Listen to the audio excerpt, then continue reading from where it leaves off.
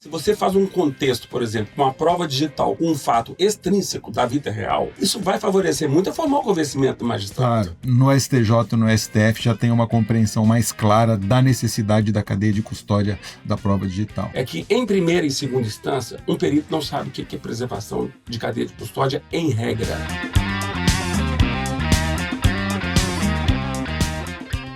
Artigo 369 do Código de Processo Civil. Vou ler aqui. As partes têm o direito de empregar todos os meios legais, bem como os moralmente legítimos, ainda que não especificados neste Código, para provar a verdade dos fatos em que se funda o pedido ou a defesa e influir eficazmente na convicção do juiz. Nem precisava ter lido, porque todo advogado conhece de cor o 369 do CPC, quando fala de prova.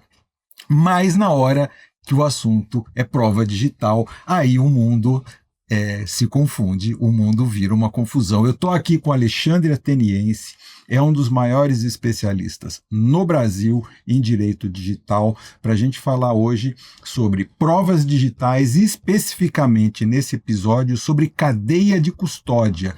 É um tema novo e super relevante. Eu sou Alexandre Seco, sou jornalista e vou conduzir essa conversa aqui sobre provas digitais. Alexandre, como é que você está? Tudo bem? Tudo bem, Seco. Prazer novamente estar batendo esse papo com você sobre um tema extremamente relevante e contextualizado.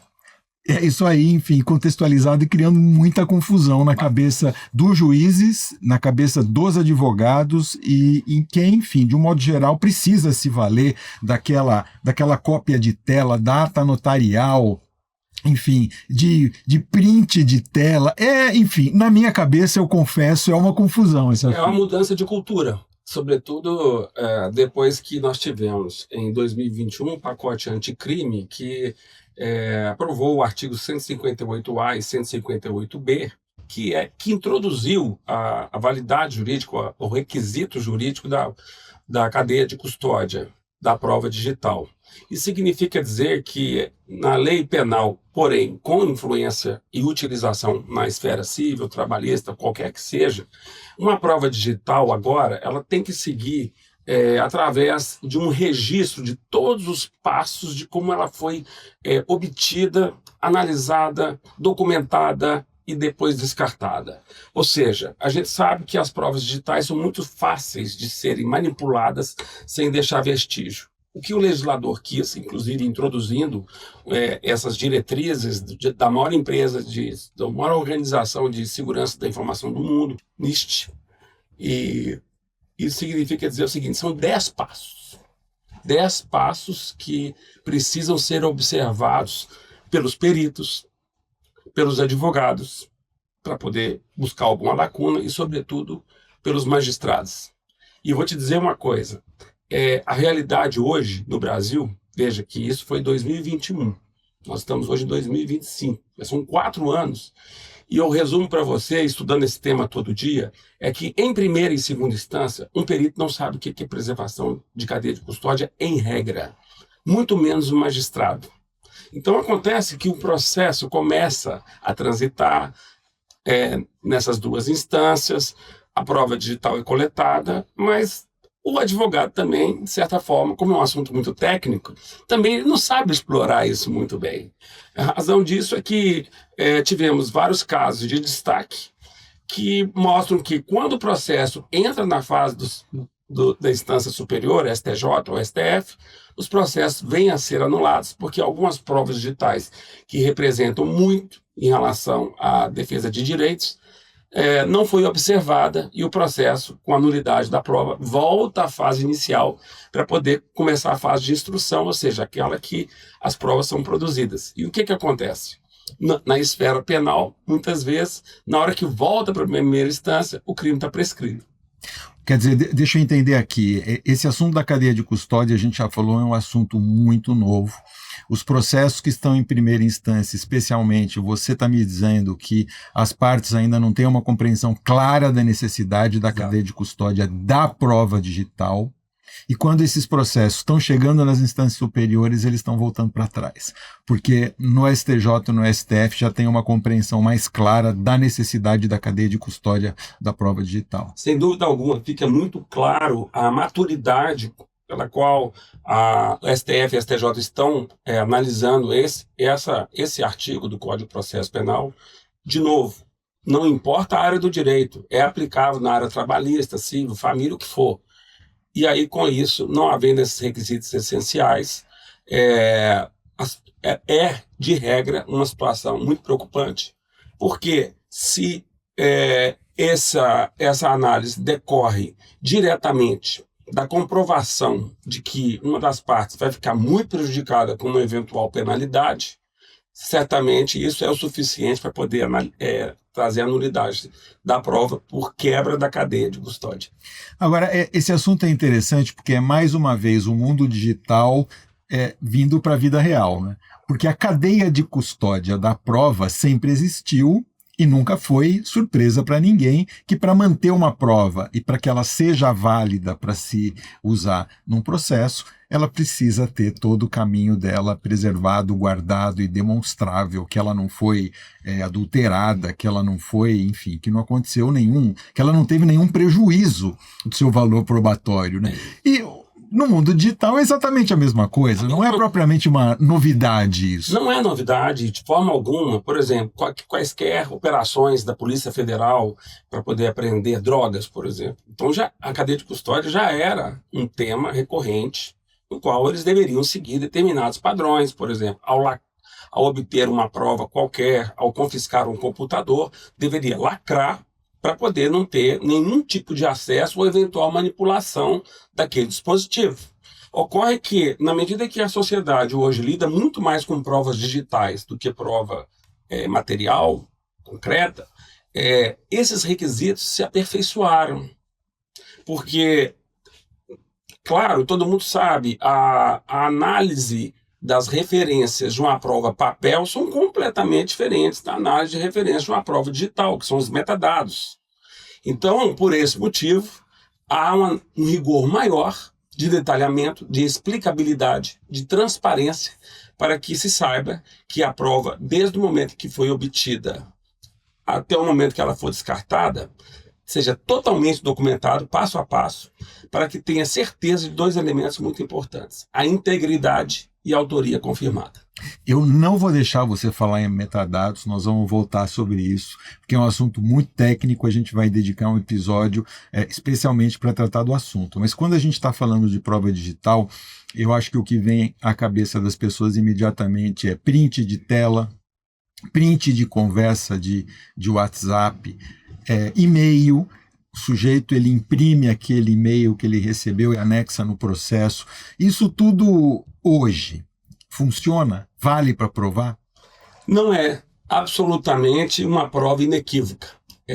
Eu me lembro de um julgado do ministro Rui Rosado no STJ que diz que quando ocorre a juntada de uma captura de tela, por exemplo, num processo, ela tem que ser tratada de uma forma equivalente a uma prova testemunhal, ou seja, admite-se prova em contrário. Perfeito.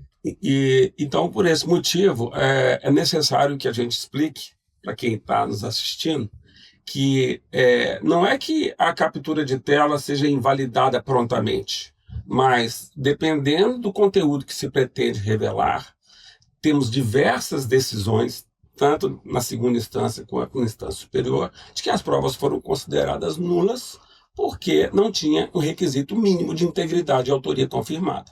Porque, não sei se todos sabem, mas hoje você tem programas na internet que você pode editar uma conversa com layout de WhatsApp e, consequentemente, pode fazer um print disso e conduzir da maneira como quiser. E outra coisa, em relação ao e-mail que você falou, não importa. O que é mais relevante na análise de uma prova digital, minha experiência de fazer vários pareceres, perícias a respeito disso, não é o conteúdo da mensagem, é o cabeçalho da mensagem. Porque no cabeçalho da mensagem você tem um rastreio, ou seja, todos os registros eletrônicos, que existem inclusive softwares especialistas que traduzem esses registros eletrônicos, que são inteligíveis para o ser humano, dentro de uma estrutura lógica de compreensão do magistrado.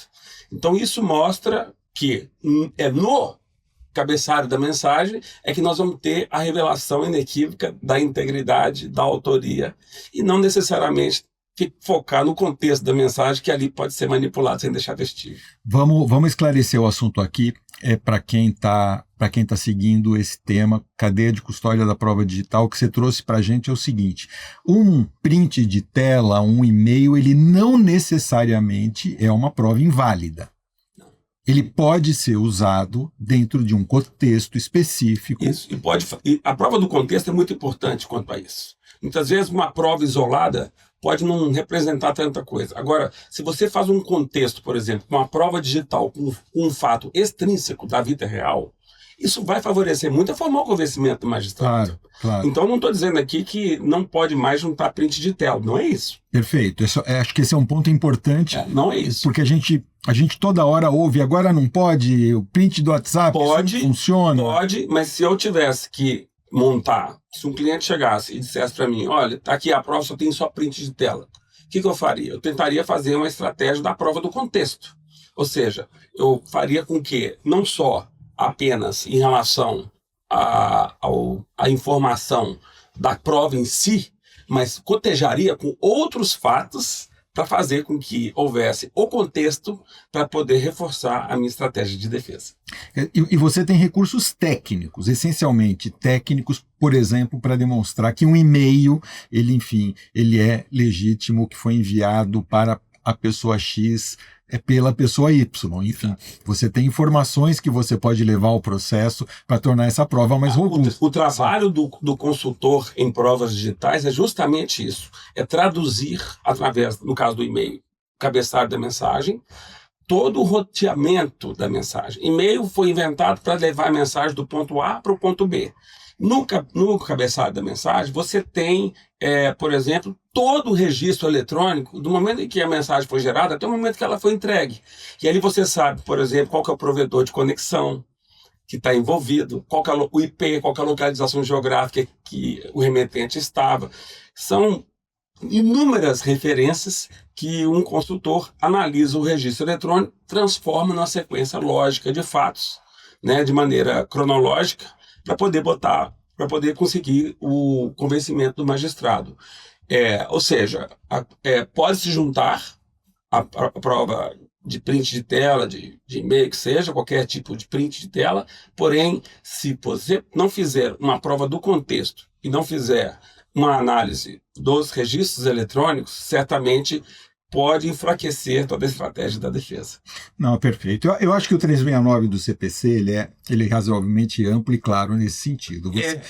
Você leva ao juiz aquilo que não for, enfim, ilícito você pode usar. Agora, é claro que se essa prova for levada dentro de um contexto, com a cadeia de custódia preservada, você vai ter uma prova muito mais sólida, muito mais robusta para usar. Eu quero dizer o seguinte, que o 369, ele entrou em vigor antes do pacote anticrime, e então o artigo 158A e 158B do Código de Processo Penal complementa o 369, com detalhamentos operacionais a serem observados, tanto para quem vai tratar a prova, quanto para quem vai alegar que não houve o cumprimento dessas etapas, então vai questionar justamente a validade, a vulnerabilidade da prova digital.